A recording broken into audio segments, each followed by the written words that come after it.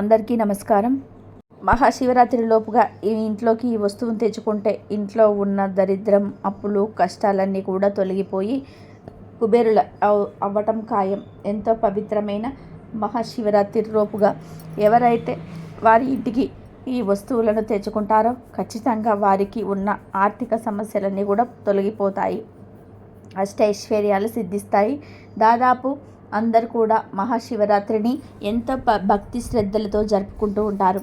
మరి అటువంటి మహాశివరాత్రి లోపుగా ఎవరైతే జీవితంలో ఇబ్బందులను ఎదుర్కొంటున్నారో వారు ఈ వస్తువులను తెచ్చుకొని ఇంట్లో పెట్టుకుంటే ఖచ్చితంగా సమస్యలు తగ్గుతాయి. ఎన్నడూ కని విని ఎరగని అదృష్టాన్ని పొందుతారు. మరి శివరాత్రిలోపు ఇంటికి తెచ్చుకోవలసిన ఆ వస్తువులు ఏమిటో ఇప్పుడు మనం ఈ వీడియోలో తెలుసుకుందాం. మాఘమాసంలో కృష్ణపక్షంలో చతుర్దశి అర్ధరాత్రి వ్యాప్తి చెంది ఉన్న రోజు మహాశివరాత్రిగా పరిగణింపబడుతుంది. గ్రంథాలు తెలుపుతున్నాయి. అమావాస్యకు ముందు వచ్చే కృష్ణపక్ష చతుర్దశి నాడే శివరాత్రి జరుపుకోవాలని శాస్త్రాల నిర్ణయం. అభిషేక ప్రియుడు శివుడికి ఇష్టమైన రోజు మహాశివరాత్రే. మహాశివుడు లింగాకృతిని పొందిన రోజే శివరాత్రిగా జరుపుకుంటాము. ఈ పర్వదినం రోజున భక్తి శ్రద్ధలతో పరమేశ్వరుని పూజిస్తే జీవితంలో సమస్యలు రావని విశ్వసిస్తుంటారు. మహాశివరాత్రి రోజు ఉపవాసం ఉండటం, జాగరణ చేయటం అందరికీ కూడా తెలిసిన విషయాలే. ఒకనాడు కైలాస పర్వత శిఖరంపై పార్వతీ పరమేశ్వరులు సుఖాసీనులై ఉండగా పార్వతి శివుడితో అన్ని వ్రతములలోనూ ఉత్తమవగు వ్రతము భక్తి ముక్తి ప్రదాయకమైన దానిని తెలుపమని కోరుకున్నది. అప్పుడు శివుడు శివరాత్రి వ్రతమును దాని విశేషాలను తెలియజేశాడు. దీనిని మహాబహుళ చతుర్దశి నాడు ఆచరించాలని తెలిసి రాని తెలియక గాని ఒక్క మారు చేసినను యముడి నుండి తప్పించుకొని ముక్తి పొందాలని దాని వృత్తాంత సారము ఈ కథ రూపంలో వివరించాడు. ఒకప్పుడు ఒక పర్వత ప్రాంతమున హింసా వృత్తి గల బోయవాడు ఒకడుండేవాడు. అతడు ప్రతి ఉదయం కూడా అడవికి వేటకు వెళ్ళి సాయంత్రం ఏదైనా మృగమును చంపి తెచ్చుకొని కుటుంబాన్ని పోషించేవాడు. కానీ ఒకనాటి ఉదయమున బయలుదేరి వెళ్ళి అడవంతా కూడా తిరిగిన ఒక్క మృగం కూడా దొరకలేదు. ఆ రోజు చీకటి పడుతూ ఉన్న ఉత్త చేతులతో ఇంటికి వెళ్ళడానికి మనస్కరించక వెనుతిరిగెను. దారిలో అతనికి ఒక తటాకము కనిపించెను. ఏవైనా మృగాలు నీరు త్రాగుట కోసం అతడికి తప్పకుండా వస్తాయని వేచియుండి వాటిని చంపవచ్చునని ఆలోచించి దగ్గరున్న ఒక చెట్టెక్కి తన చూపులకు అడ్డంగా ఉన్న ఆకులను కాయలను విరిచి కింద పడవేయసాగెను. చలికి శివశివాని వణుకుచూ విల్లు ఎక్కుపెట్టి మృగాల కోసం వేచియుండెను. మొదటి జామున ఒక పెంగిలేడి నీరు త్రాగుటకు అక్కడికి వచ్చెను. వ్యాధుడు దానిపై బాణం విడవబోగా లేడి భయపడగా వ్యాధట నన్ను చంపకము అని మనుష్య వాక్యులతో మాట్లాడెను. వ్యాధుడు ఆశ్చర్యపడి మనుషుల వలె మాట్లాడుతున్నావు, నీ సంగతి తెలుపమని కోరుకునెను.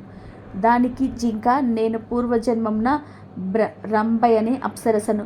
హిరణ్యాక్షకుడు రాక్షసుడు రాజును ప్రేమించి శివుని పూజించటం మరిచితిరి.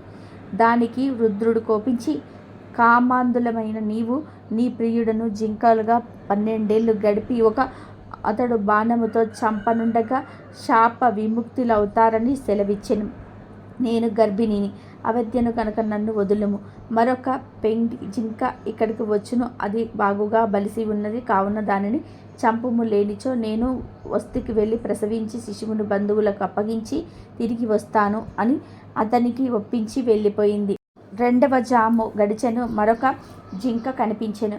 వ్యాధుడి సంతోషించి విల్లెక్కి పెట్టి బాణము విడవబోగా అది చూసిన జింక భయపడి మానవ వాక్కులతో, ఓ వ్యాధుడా, నేను విరహముతో కృషించియున్నాను, నాలో వేదో మాంసము లేవు, నేను మరణించిన నీ కుటుంబానికి సరిపోను.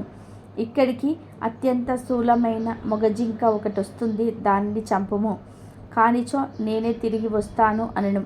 ఆ వాడు దాన్ని కూడా విడిచిపెట్టెను. 3వ జాము వచ్చెను. వ్యాధుడు ఆకలితో జింక కోసం చూస్తూ ఉన్నాడు. అంతలోనే ఒక మగజింక అక్కడికి వచ్చెను. వీటితో బాణము విడవబోగా ఆ మృగము వేటగాడిని చూసి మొదటి 2 పెంకి జింకలు తన ప్రియురాల్ని తానే చంపెనా అని ప్రశ్నించాను.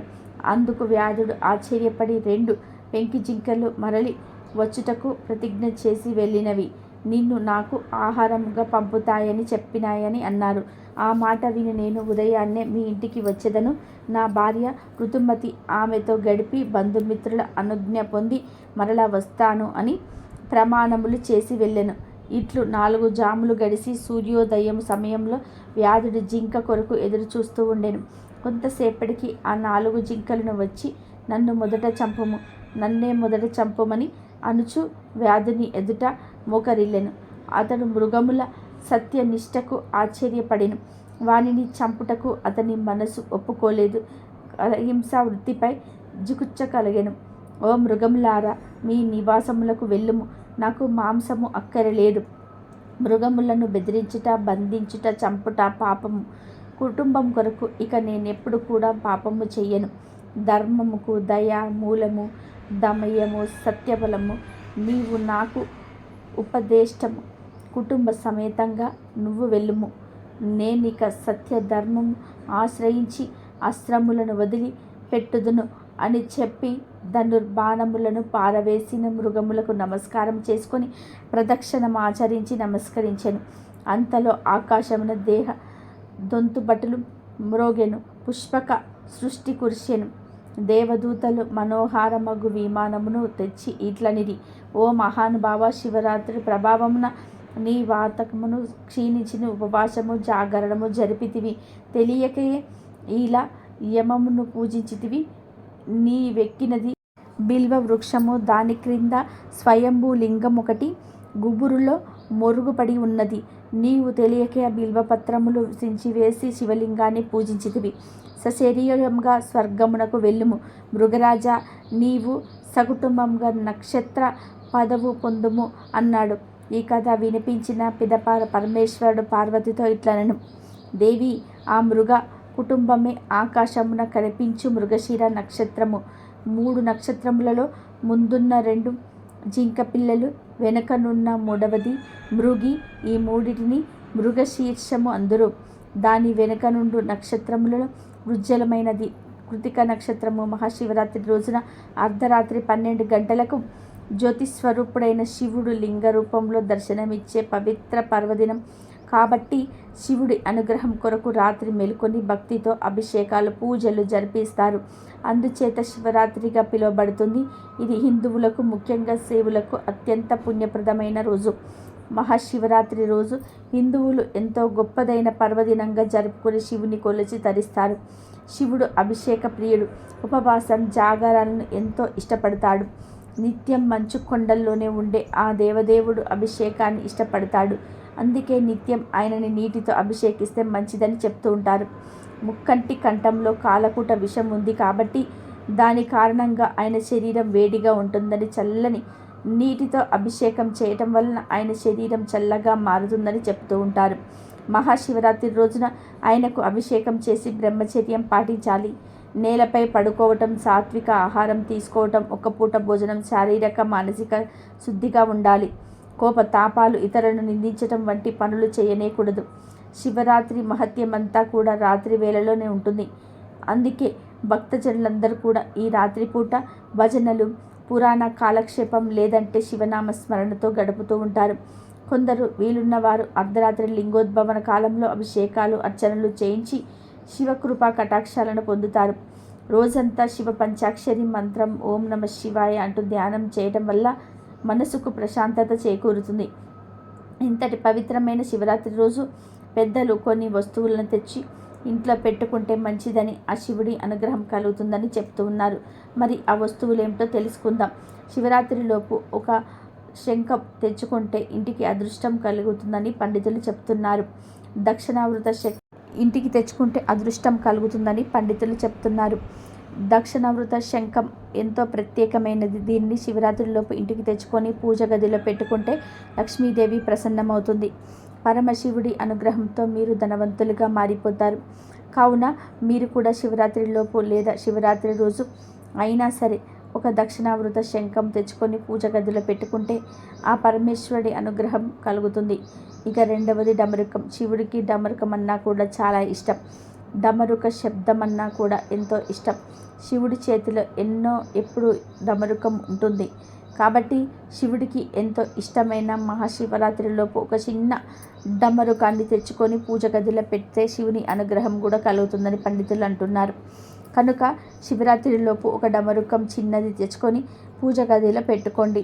మూడవది త్రిశూలం. త్రిశూలం యొక్క 3 కొనలు కోరిక, సంజ్ఞ మరియు జ్ఞానం యొక్క 3 శక్తులను సూచిస్తాయి. త్రిశూలం అంటే శివుడికి ఎంతో ఇష్టం కాబట్టి శివరాత్రిలోపు ఒక చిన్న త్రిశూలాన్ని తెచ్చి పూజ గదిలో పెట్టుకుంటే పరమేశ్వరుడి అనుగ్రహం కలుగుతుంది. దారిద్ర్యం పోయి అష్టైశ్వర్యాలు మీకు వస్తాయి. 4వది గోవు బొమ్మ. ఎవరైనా సరే మహాశివరాత్రిలోపు ఒక గోవు బొమ్మని తెచ్చుకొని పూజ గదిలో పెట్టి ఉంచితే కోరిన కోరికలు నెరవేరుతాయి. గోవు సాక్షాత్తు లక్ష్మీదేవి యొక్క స్వరూపం. ఎవరైతే శివరాత్రిలోపు గోవు బొమ్మని ఇంటికి తెచ్చి పెట్టుకుంటారో వారికి సకల సంపదలు కూడా సిద్ధిస్తాయి. అలాగే మహాశివరాత్రిలోపు గవ్వలు, గోమతి చక్రాలు, తామర గింజల వంటి లక్ష్మీప్రదమైన వస్తువులను ఇంటికి తెచ్చుకుంటే లక్ష్మీదేవి అనుగ్రహం లభిస్తుంది. చివరిగా రుద్రాక్షలు మరియు నందీశ్వరుడి యొక్క బొమ్మ. మహాశివరాత్రిలోపు ఎవరైతే రుద్రాక్షలు కానీ, మహానందీశ్వరుడి యొక్క బొమ్మ కానీ, రుద్రాక్ష మాలలు కానీ ఇంటికి తెచ్చుకొని శివుడికి సమర్పిస్తారో వారికి ఉండే దరిద్రం అంతా కూడా పోతుంది. శివుడి అనుగ్రహం లభిస్తుంది. శివుడికి ఎంతో ప్రీతికరమైనటువంటి నందీశ్వరుడి బొమ్మను తెచ్చుకొని ఇంట్లో పెట్టుకుంటే ఎంతో మంచిది. పూజ గదిలో శివుడి ఫోటో ముందు ఈ నందీశ్వరుని బొమ్మ పెడితే మీకు సకల శుభాలు కలుగుతాయి. ఈ వస్తువుల్లో ఏ ఒక్క వస్తువుని ఇంటికి తెచ్చుకున్న శుభం జరుగుతుంది. కానీ ఆల్రెడీ ఇంట్లో ఉంటే అవసరం లేదు. ఈ వస్తువులు ఇప్పటి వరకు ఇంట్లో లేకపోతే శివరాత్రిలోపు కానీ శివరాత్రి రోజు కానీ ఇంటికి తెచ్చుకోండి, అన్ని శుభాలే జరుగుతాయి. ఇదండి ఈరోజు వీడియో. నా వీడియో కనుక మీకు నచ్చినట్లయితే ప్లీజ్ లైక్ చేయండి, షేర్ చేయండి, సబ్స్క్రైబ్ చేయండి. మరొక మంచి వీడియోతో మళ్ళీ కలుద్దాం. శివరాత్రిలోపు ఈ వస్తువులు తెచ్చుకోవడానికి ట్రై చేయండి.